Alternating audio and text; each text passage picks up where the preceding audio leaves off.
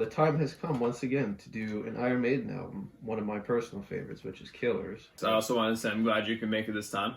Yeah, I know. I got stuck in traffic last time because of the snowstorm. I want to start off by saying, like, huge respect for Bruce, because it's not easy to do the style of singing that he does. I have a little bit of experience with that stuff, so I know how that is. The main gripe I have with him is the constant tremolo. That's his style. I respect it. I think it fits well with a lot of their songs. But I was interested to check out Killers because Paul Di'Anno has a little bit different of a style. It's more gritty. It's more classic metal style. I think that music should either be really spacey and have this huge sound, or it's got to sound muddy and sound like shit. It's got to sound like Zeppelin and Sabbath. So no in between? No in between. Okay. Killers had like the best of both worlds, I think. I actually gave one of the songs on here a 9.5. Oh, so stay tuned for that. An interesting question of the day. So I think between this one and the other two we've done, Somewhere in Time and Parasite, which one do you think is the coolest cover? What's the best cover overall, though? Too. That's a separate one. That is a separate one. Separate one. Put in the comments if you want. For me personally, probably Number of the Beast is my favorite. For me personally, I think it's Dance of Death.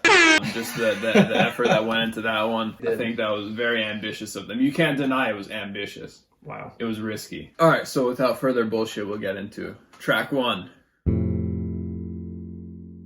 So a big thing that Maiden has always done, they've always liked to do storytelling and historical events in their songs. The Ides of March has to do with the Roman Empire and Julius Caesar, which was the leading to him being assassinated. We usually see Maiden start off with a bang, so I thought it was interesting how they went more with an intro track to kind of lead into the real beginning of this album, which was Wrathchild. Yep. I can't help but compare the drums, some Maiden influence to one of Dream Theater's newer songs, Pale Blue Dot. He kind of borrows a little bit from that. If you go check out that song, you'll see the similarities. Wrathchild being one of the most famous Iron Maiden songs ever. Most bass players were really kind of just doing the same kind of beat over and over again, just keeping the solid, steady pace, but not Steve Harris. And you really get to hear Paul Di'Anno, shredding the vocals, really gets you in the mood to listen to the rest of the album. I gotta say, I love Paul Di'Anno on vocals. His grittier voice compared with the spacey guitar parts in this thing makes like a huge atmosphere. I was not expecting them to go so heavy with the reverb, especially with the kind of production that they went with this album. It usually doesn't sound the best. Like, imagine putting a shit ton of reverb on like Zeppelin 1. Right? It would probably sound like shit. As a true start of the album, I thought it was very, very solid, so I gave it an 8. 8.5 is what I gave it. This is actually a story by, I'm sure you've heard of Edgar Allan Poe. Yeah. Kind of like... This is the Raven dude. Raven, yeah. Raven dude. This story is about bizarre murders in Paris that happen. You hear the typical Maiden song of just like, it starts fast, it continues fast, and it ends Then you got fast. the guitar lead, yeah. Yeah. Whereas this one starts quiet, harmonics, yes, bass runs. They really nailed it with the composition and the different changes. I love, like you were saying, I love how they start off with a clean guitar. It makes it for more of an interesting build-up and gives it a different dynamic than just going right into it like Maiden is famous for. That clean guitar in the beginning kind of gets you like a roller coaster going up, and then it brings you right down into the action. Astroworld, there you go. Paul's voice goes really nicely with the grittiness. The match of the sound is perfect for this album. I think Bruce will always be the voice of Iron Maiden. I think it would sound a little bit odd with Bruce on this album. I like the drumming, especially the heavy use of the ride cymbal. The guitar work, just like every Maiden song, masterful. I give this one a 7. I would have to give this one another 8.5. Not one of my favorites. Still another great continuation of the high intensity that Maiden has always been known for. They make the album about what it's like, what they want it to be about. It's called Killers, and it's about madness and killing and stuff like that. Not like horse shit. And it's about picking strawberries. And it's always some like inside joke too. It's like Lil bullshit. Why did you decide to name the song Horse Shit, even though it was about you popping Xannies? So because I'll be in the studio and shit. And like we be like popping Xannies and shit, and then like one of my he'd be like horse shit, and then we'd be like, that's the funniest shit I ever heard. And then we pop more Xannies, and that's why you call horse shit. That I think is every single interview I've ever watched. every genius interview. Just summed up the whole current state of the music industry in 5 seconds.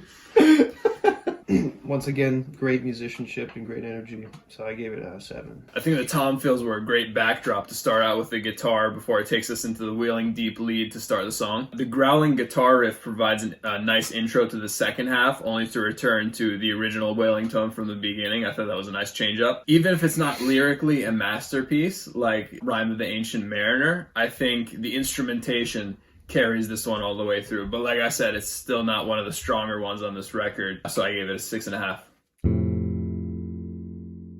The second instrumental on this album, Steve was interested in it because they're two of the biggest empires in history, the Roman Empire for Ides of March and the Mongolian for this one. Yes, it continues with the fast pace, but I think it's just like really kicks you in the face. Remember the first time listening to it really caught me off guard because I wasn't expecting it to be such a good instrumental. I still think their best is Lost for Words, but I'd have to give this one 7.5. Instrumentals, I think, are always where Maiden shines, even though I am liking Paul so far in this album when it comes to even the first one on this one to Lost for Words. I think they always kick ass when it comes to the instrumentals. They keep a strong level of intensity, which is no different than anything we've seen on this album and Maiden in general. But it stays fresh with plenty of melody changes, so that's why I think it makes it one of their more superior songs on this record. Towards the end, they showcase some of the incredible guitar work, and I actually credit Maiden with opening me up to bands with more than one guitar player. I always respect bands a little bit more, like the Rushes, that can do so much. Yeah, so much. Well, not just one guitar player, but they can do these grand songs with just 3 guys or 4 guys. Maiden, with the legendary guitar duo of Dave Murray and Adrian Smith, have really opened me up. And it's like, you know, if they can play as well as these guys, which most can't, then I'm willing to listen to it and be open-minded about it. The back half of the song, I think, is where it really shines and makes this one of the stronger tracks on the album. So I gave it an 8. Innocent Exile, which is actually a sequel to Murders in the Rue Morgue, just continues the story about the murders. The bass intro is interesting. It's not bad, but I don't think it's as good as Wrathchild's intro. Was Steve on bass? Was Steve, he's one of my favorite bass players, and he's phenomenal, but I feel like this one is not one of his best. But as soon as it kicks into that and it continues, sequel to Murders in the Rue Morgue, and the, once again, phenomenal harmonization and guitar work, and Clive really bringing the backbone structure, it's still a great song. I would have to give it a 7. Starting a song with a Steve Harris bass intro is never a bad option. Paul doesn't have a lot of time to showcase his abilities on this one because it's such a short song. Mm-hmm. He's still stand out for the passion and enthusiasm I think he puts in, which is why I think it's funny that you said they kicked him out for the lack of that. I think there was no shortage of that on this one. The bass riff before the guitar lead almost sounds like Steve marking his territory before we go into that guitar lead. Like, yeah, these guys are pretty good, but remember, I'm Steve Harris. I'm Steve Harris, So I give this one also a 7. This is one of Steve's greatest bass intros, and Clive following with the hi-hat at the same time. And then as he's doing that, you have the guitar harmonics playing in the background, and then you got Paul doing his yells. This is probably Paul Di'Anno's best work in Iron Maiden, is this song. He really brings the story to you. A murderer who kills people in subways and stalks them in a third-person perspective. And the final verse, it changes to first person, meaning the whole song, it was the same guy telling the stories of the murder, even though it was him that did it the whole time. Even during the guitar solo, Steve is still like, don't forget, I'm still here. I'd have to give it a 10. Oh, shit. All right, so this is why we need a bass and meaning correspondent to look beneath the surface, because I picked up on about 0% of that. The guitar work with the harmonics, again, very impressive, but I think Steve steals the show here, just like you said. The first time on this record we hear that classic Maiden gallop, the staple Maiden, you know, dun, dun, dun, dun, dun. While I don't deny it's an impressive song, I think just like all the others so far, it's kind of my job to look at this as a placement in the album and what it does for the overall album. And it's kind of the same formula. It would be nice to have a change up at this point in the album, which comes in the next song. Since it's the title track, I think that kind of cancels out all that other stuff, because title track should really summarize what the album is about. And I think that this song does that perfectly with Killers. I originally gave it a 7. I'll move it up to an 8 now because of what you said. Twilight Zone, Rush. 2012. I guess that there was actually a song called Twilight Zone on there for a second that I missed. No, it is. The hell? That wasn't even on Apple Music. It wasn't? No. Okay, well, I guess this is all you then. All right. This is another continuation of the theme of this album, which is like death. It takes the perspective of a dead man's ghost, and he's just hanging around the living. Continuation of the album's story, and once again, high level of musicianship. I give this one a 7. I guess I'll just have to take your word for it. Yeah. It's cool to see the transition. You go from the fast-paced kick-ass song to tone down. It's another showcase of their musicianship rather than just doing quick, fast-paced scales. It's the nice composition and breakdown. And I think for this song, Paul Di'Anno was able to actually showcase his vocals a little better. Really, really cool, kind of laid-back feel to it, even though you just got off of murdering people in the song before. So well produced and written. And also a continuation of the album. So I give this one 8.5. Here's the change up I was looking for.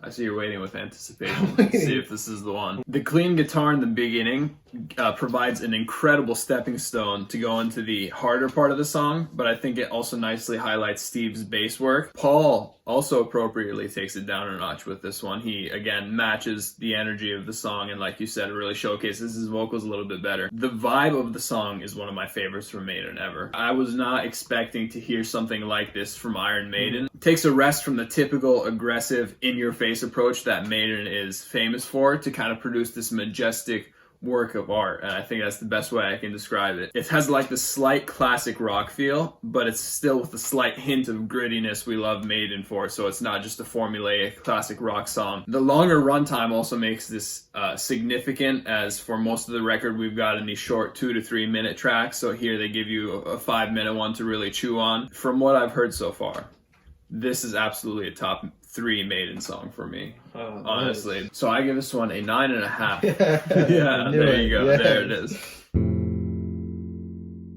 I'm sure you know what Purgatory is. Yes, I do. Yeah.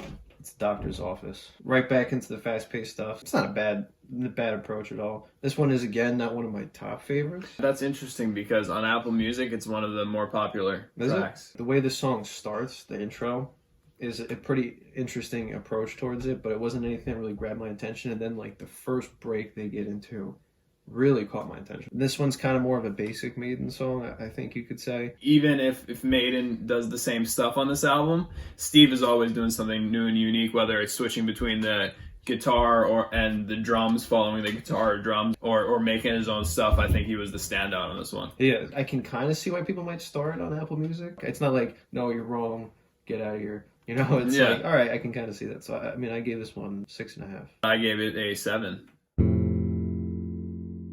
People say it has more of a positive message. And this one really doesn't have anything about murder or death. The beginning is really cool with the guitar. Yes, riff. I love the guitar tone. I was going to say that, the tone specifically. Yeah, I think it's awesome. It's the guitar riff, and then the bass comes in, copying it, and then the second guitar comes in, and it's like another just fast-paced, cool, like really interesting. It's kind of something like a breath of fresh air. Like, it's not something you listen to all the time. I like how they changed it up like a minute 45 into it when they went with that more majestic lead than just hitting you in the face like they do in the beginning. Mm-hmm. So I gave it 7.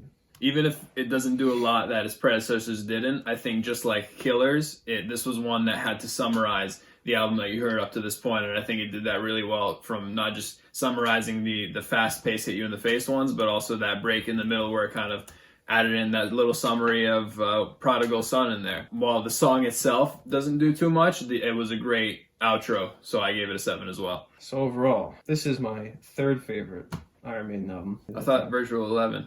That's my 2nd. Oh, okay. As a gritty album, as you described it, also being the last album with Paul Di'Anno, I think Paul Di'Anno's best work with them. With Martin Birch on production to really amplify their sound. It's like the essence of Iron Maiden. This was really the spark, was this album. And then it just continued from there until Virtual 11. No, I'm just kidding. So I'd have to give it 8.5. Even if it lacks the grand storytelling or the longer epics that Power Slave provided, or the spacey, futuristic sonic appeal that Somewhere in Time provided, Paul Di'Anno on vocals was a perfect match for the style of the album. It also offers much more diversity and daring experimentation that we saw from Maiden's future albums, as to be expected from a band just getting their start like they were on this one, especially a legendary one like Maiden, which they really found their sound going forward. While this album itself isn't necessarily going to be standout, I think by the time we're done listening to all the Maiden, it probably won't be top 3 for me. But I think it is an essential album in their discography that provided everything else from here on out. So I gave it a 7. That's pretty good. Mm-hmm. All right.